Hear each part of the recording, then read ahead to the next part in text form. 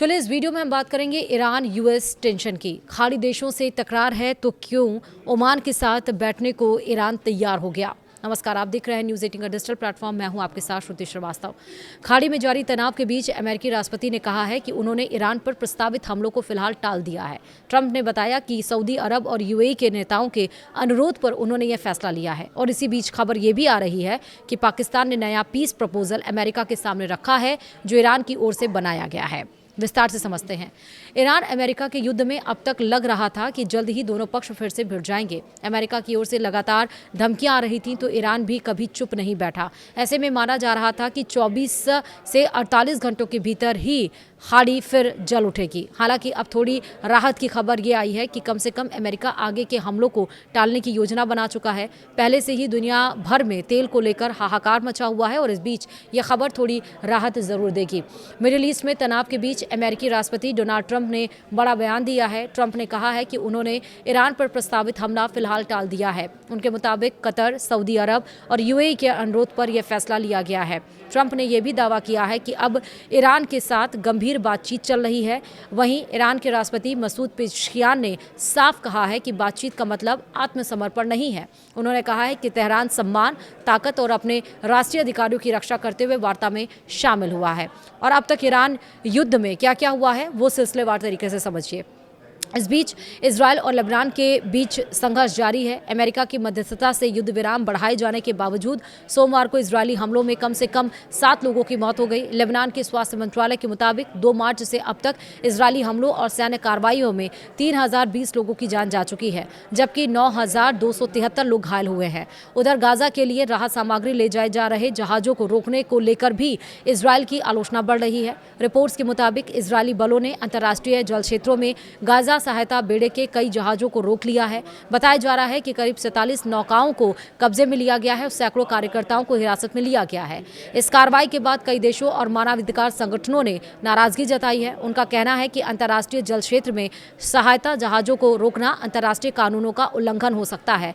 Middle east में बढ़ते तनाव, ईरान अमेरिका वार्ता, लेबनान में जारी हमले और गाजा सहायता बेड़े को लेकर विवाद ने पूरे क्षेत्र को फिर से बड़े संकट के मुहाने पर ला खड़ा कर दिया है।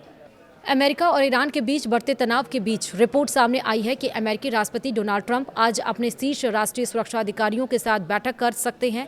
एक्सियोस की रिपोर्ट के मुताबिक ट्रंप ने सऊदी अरब और यूएई के नेताओं के अनुरोध पर ईरान पर होने वाले सैन्य हमले को फिलहाल टाल दिया है। इसके बावजूद वह मंगलवार को व्हाइट हाउस के सिचुएशन रूम में अपनी राष्ट्रीय सुरक्षा टीम के साथ आगे की रणनीति पर चर्चा कर सकते हैं।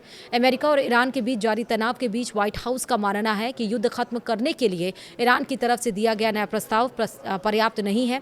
एक्सियोस की रिपोर्ट के मुताबिक अमेरिकी अधिकारियों का कहना है कि इस प्रस्ताव में कोई बड़ा सुधार नहीं दिख रहा है और इससे समझौता होना मुश्किल है। रिपोर्ट में यह भी कहा गया है कि अमेरिका के राष्ट्रपति डोनाल्ड ट्रंप मंगलवार को अपने राष्ट्रीय सुरक्षा सलाहकारों और शीर्ष अधिकारियों के साथ सिचुएशन रूम में बैठक कर सकते हैं और इस बैठक में ईरान के खिलाफ सैन्य विकल्पों पर चर्चा होने की संभावना है।